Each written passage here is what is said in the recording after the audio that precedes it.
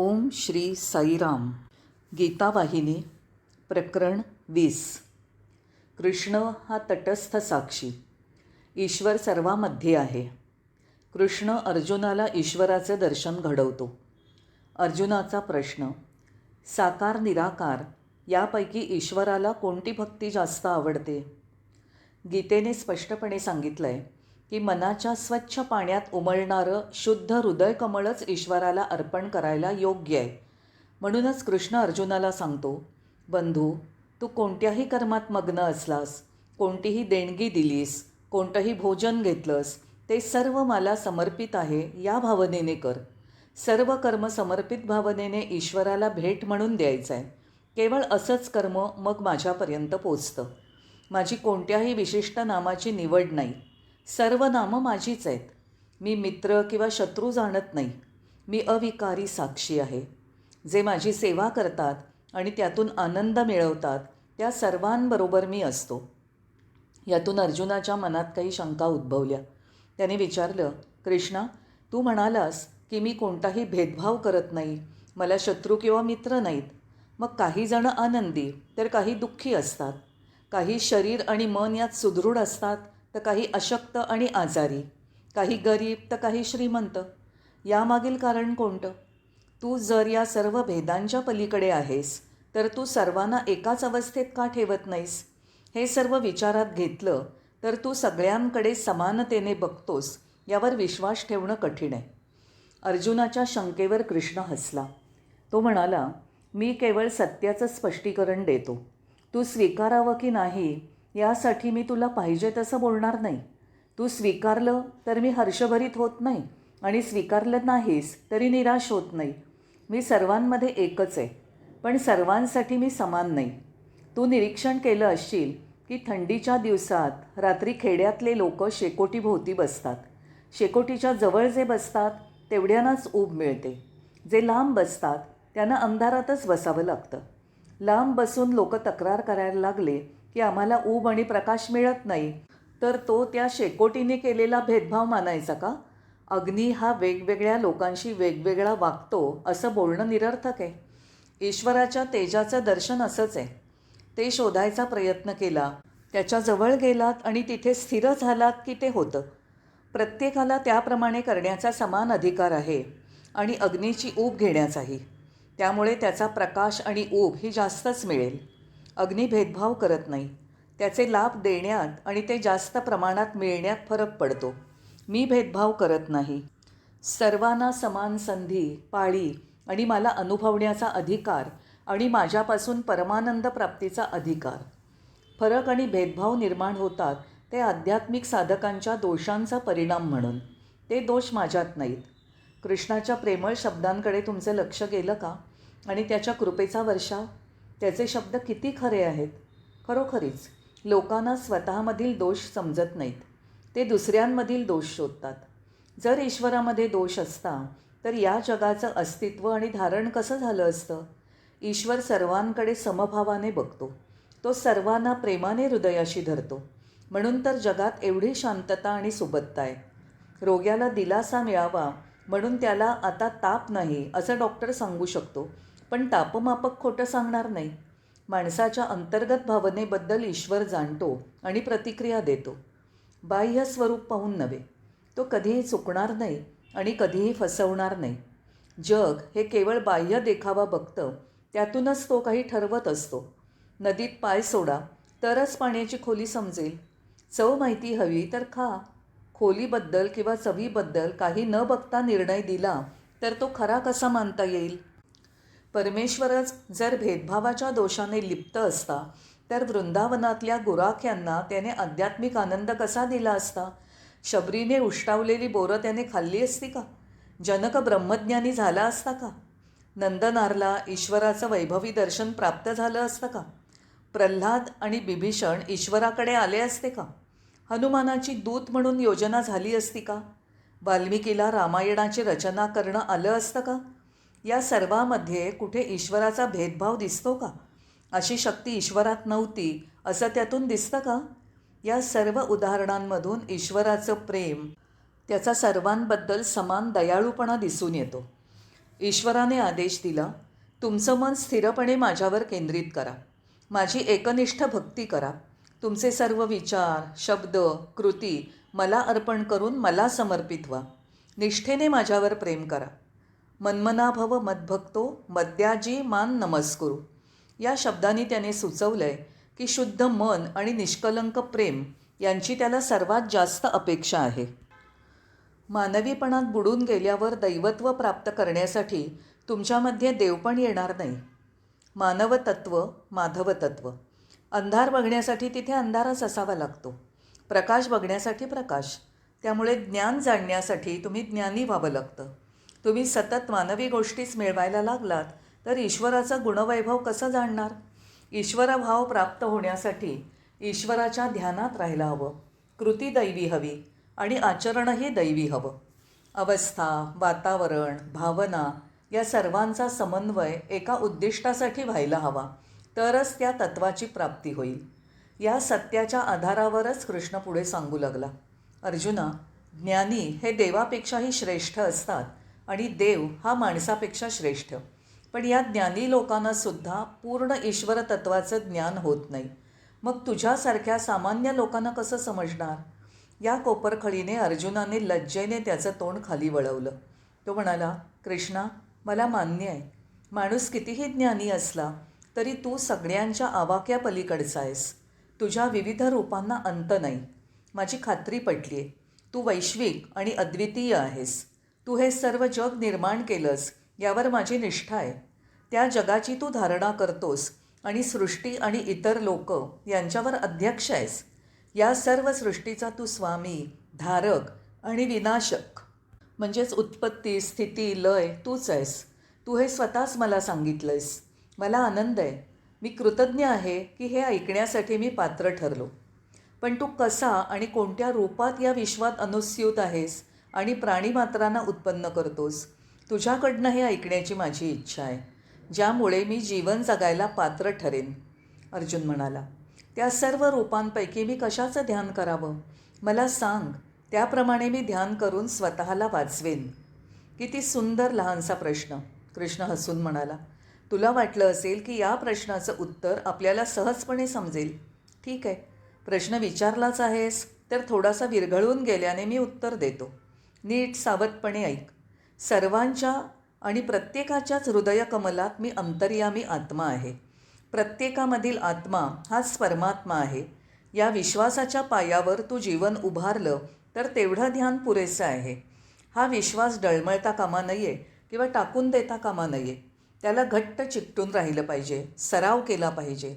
आपले विचार, शब्द, कृती यात उतरवला पाहिजे. मग मी तुझ्यात आणि तू माझ्यात हा एकत्वाचा अनुभव घेता येईल. पृथ्वी, अप, तेजस, वायू, आकाश ही पंचमहाभूतं हेही माझं स्वरूप आहेत. सूर्य, चंद्र, तारे यांच्यातील प्रेरक मी आहे. प्रलय काळात मोठा विनाशक आणि ते जग पुन्हा निर्माण करणारा निर्माता मी आहे. अणूपासून महत्पर्यंत सर्व काही मी आहे. भूत, वर्तमान, भविष्य मी आहे. 3 लोक, 3 गुण जे सजीवांची प्रकृती करतात ते मीच आहे. कोणतीही वस्तू नाही जिथे माझं अस्तित्व नाही. कोणतंही नाम असं नाही जे माझं नाही. शरीराच्या एका भागातून आलेलं रक्त इतर भागातही असतं, त्याप्रमाणे ईश्वर सर्वत्र सारखाच आहे. मग अर्जुनाने दोन्ही हात उंचावून हाताचे तळवे जोडून नमस्कार केला आणि तो म्हणाला, कृष्णा, सर्व सृष्टी हे तुझंच रूप आहे, हो ना? ज्ञान, संपत्ती, सत्ता, बळ, ऊर्जा, तेज सर्व तुझ्याच वैभवाची प्रकट रूपं आहेत, हो ना? मग माझ्या आयुष्यातली एक संधी देऊन तुझं विश्वरूप प्रगट करून माझी इच्छा पूर्ण करशील का? मी तुझ्या पायाशी प्रार्थना करतो. त्याच्या हृदयातली इच्छा जाणून कृष्ण म्हणाला, अर्जुना, तुझं समाधान मी निश्चितच करीन. पण तुझे भौतिक चक्षु ते बघण्यास असमर्थ आहेत. सृष्टीचं रूप मर्यादित डोळ्यांनी बघता येणार नाही, कारण त्या दृष्टीला केवळ बाह्यवस्तूच दिसतात. त्यामुळे मी तुला दिव्य दृष्टी देतो. आता बघ. आणि त्याने विश्वरूप दाखवायला सुरुवात केली. केवढीही कृपा, केवढा अद्भुत अनुभव. या ठिकाणी साधकांनी एक सूक्ष्म गोष्ट लक्षात घ्यायला हवी. वेद, शास्त्र, महाकाव्य तसंच अनेक विद्वान, संत तसंच ज्यांना या विषयात बोलायचा अधिकार आहे असे इतर लोक वर्णन करतात की ईश्वर सर्वत्र आहे, तो सर्वांच्या अंतर्यामी आहे. या आधारावर काही लोक विचारतात, तो जर सर्वत्र आणि प्रत्येकामध्ये आहे तर तो प्रत्येकाला का दिसत नाही? या सगळ्याला उत्तर असं की पंचमहाभूतांनी बनलेल्या भौतिक डोळ्यांनी पंचमहाभूतांच्या पलीकडचं असं कसं दिसणार? एखाद्या वस्तूला कोणी प्रकाशित करू शकत नाही, ती स्वतः प्रकाश परावर्तित करू शकत नाही. ज्योत स्वतः प्रकाशित होते आणि सर्वत्र प्रकाश पसरवते. ईश्वर हा स्वयंप्रकाशी आहे, तो सर्वांना प्रकाशित करतो. तो प्रकृतीच्या पलीकडे आहे, जी त्याच्या वैभवाचं केवळ प्रकट रूप आहे. जो नेत्र त्याची कृपा जिंकू शकेल, तोच ज्ञाननेत्र त्याचं स्वरूप बघू शकेल. तेव्हा ईश्वरपूजा हा आध्यात्मिक शिस्तीचा आवश्यक भाग आहे. जो स्वतःला पाहू शकत नाही, तो त्याच्या पलीकडचं काहीही बघू शकत नाही. आध्यात्मिक साधनेत मग्न रहा, त्यातून ईश्वरकृपा प्राप्त होईल. त्या कृपेने ज्ञाननेत्र प्राप्त होतील. भक्तिमार्गाने त्याच्याजवळ सहज पोचता येईल. विश्वातील ईश्वर आणि विश्वरूप दर्शन अनुभवताना अर्जुनाच्या डोळ्यातून आनंदाश्रू गळत होते. हे सर्वश्रेष्ठ ईश्वरा, सर्व देव उत्पत्ती करता, ब्रह्मा, सर्व साधू संत, विविध सजीव, चराचर वस्तू, हे सर्व मला दिसत आहे. मला सर्व दिसतंय. तुझ्या भयचकित करणाऱ्या मुखातून तेजाच्या ज्वाला उत्पन्न होऊन लांब वर पसरत आहेत. तुझ्या या भयकारी रूपाचा अर्थ आणि हेतू मी जाणू शकेन का? अर्जुन उद्गारला. अर्जुना, तू बघितलंस ना, त्यातून तुला समजलं असेल की सर्वोच्च, सर्व सजीवांचा, वस्तूंचा उत्पत्ती, स्थिती, लयकर्ता मी आहे. तुला समजलं ना की युद्धभूमीवर तू कोणालाही वाचवू शकणार नाही किंवा कोणाला मारू शकणार नाहीस. कोणाला मारण्याची शक्ती तुझ्यात नाही किंवा ते स्वतःच्या प्रयत्नांनी मरतील अशी ही शक्ती त्यांच्यात नाही. माझ्या संकल्पातनं जगणं आणि मरणं या गोष्टी होतात. मी पृथ्वीचा भार वाहतो, तो भार निर्माण करतो आणि नष्टही करतो. कृष्ण म्हणाला. त्याने अर्जुनाच्या पाठीवर प्रेमाने थोपटलं आणि त्याला आनंदाने उत्फुल्ल करण्यासाठी तो हळुवारपणे बोलला. भक्तीच्या निष्ठेने ईश्वर कसा बद्ध होतो आणि आपल्या भक्तांना सांत्वना आणि धीर देण्यासाठी कसा वागतो, याचा हा प्रसंग म्हणजे उत्तम उदाहरण आहे. कल्पना करा, जो अर्जुन प्रथम संभ्रमित आणि निराश झाला होता, त्याला सामान्य माणसासारखा उपदेश मिळाल्यावर त्याने भीष्म, द्रोण, कर्ण यासारख्या महारथी आणि युद्धकला निपुण योद्ध्यांना जिंकलं. त्याच्या संकल्पामुळे त्यांना जिंकता आलं. अर्जुनाने आपल्या डोळ्यातले अश्रू पुसले आणि प्रार्थनेसाठी हात जोडले. भगवन, ज्याबद्दल पूर्वी कधी कल्पनाही केली नव्हती असं विश्वरूप मी पाहिलं. हे सत्य आहे हे मी जाणलं. त्या तेजाच्या भयंकर ज्वालांनी मी होरपळत आहे. त्या तेजाच्या प्रभावाने माझं शरीर कापत आहे. आता आपल्या गोड हसऱ्या रूपात तू माझ्यासमोर प्रकट हो. हे स्वरूप मी फार काळ सहन करू शकत नाही. हे रूप आवर्त घ्या. त्याकडे बघणं आता मला शक्य होत नाही, अर्जुन म्हणाला. त्याच्या कृपेने त्याने स्वीकारलं. तो म्हणाला, अर्जुना, तू आत्ताच माझं विश्वरूप पाहिलं. मोठे वेदपंडित, कर्मविधी, तप करणारे यांनाही ते दर्शन दुर्लभ आहे. ज्यांच्या भक्तीमध्ये थोडीही चलबिचल नाही अशा भक्तांनाच ते लाभतं. अशा भक्तांना केवळ परमेश्वर दिसतो. मग ते कोणतंही कार्य करत असताना ईश्वराचीच पूजा करत असतात. त्यांच्या डोळ्यासमोर दुसरं रूप नसतं. त्यांच्या मनात दुसरा विचार नसतो. त्यांच्या हातात स्वतःचं असं कोणतं कार्य नसतं. सर्व काळी आणि स्थळी ते केवळ माझंच रूप बघतात. माझंच नाम गात असतात. केवळ माझाच विचार करतात. त्यांची भावना केवळ माझ्यासाठी आणि माझ्याबाबत असते. ते केवळ माझ्यासाठी क्रियाशील असतात. अर्जुना, त्यांनाच माझं दर्शन लाभतं. आजूबाजूला विचलित न होणारी भक्तीच मलाही अपेक्षित असते. अर्जुनाने हसून विचारलं. त्याचे ओठ किंचित थरथरत होते. भगवन, मला समजलं आहे की आपण सरळ अशा एकाग्र भक्तीने प्रसन्न होता. पण तुम्ही साकार, सगुण उपासनेने प्रसन्न होता की निराकार उपासनेने? यापैकी कशाने आपलं हृदय विरघळतं आणि तुमचे कृपाशीर्वाद मिळवण्यात यश येतं? आध्यात्मिक साधकासाठी कोणता उपाय सोपा आणि आपण त्याचा जास्त करून स्वीकार कराल असा उपाय कृपया सांगावा. या प्रश्नाने कृष्णाला आनंद झाला. तो म्हणाला, अर्जुना, या दोन्हीत मी कोणताही फरक मानत नाही. कशाही पद्धतीने पूजा केली तरी मी प्रसन्न असतो. मात्र साधकाचं मन माझ्या भक्तीने ओलचिंब व्हायला हवं. त्याच्या कृतीत, शब्दात, विचारात स्थिर भक्ती हवी. अर्जुनाने मध्येच विचारलं, कृष्णा, शुद्ध हृदय आणि स्थिर भक्ती पुरेशी आहे का? वर्ण आणि आश्रम यांच्या दृढमूल अवस्थेत लिंग, प्रतिष्ठा यांचा काही अडथळा होतो का? कृष्ण अर्जुनावर चिडला आणि म्हणाला, मला आश्चर्य वाटतं की या सर्व अनुभवातून गेल्यानंतरही तू असे प्रश्न विचारावेस. ज्यांचं मन ईश्वरावर स्थिरपणे केंद्रित झालं आहे, जे माझ्यामध्येच विसावले आहेत, मूर्तिमंत सत्य, चिरंतन, शुद्ध, तिथे आत्मा आणि शरीर यांच्या आभासात्मक एकतेचा लवलेशही नाही. जर त्यांच्यामध्येच लिंग, जाती, आश्रम, गर्व, द्वेष इत्यादीची जाणीव असेल, तर त्याचा अर्थ असा की त्यांनी आपलं मन ईश्वराला अर्पित केलं नाही. ज्यांनी स्वतःला शरीराच्या आसक्तीपासून दूर केलं आहे, तिथे जाती, अवस्था इत्यादी भेद राहणारच नाही.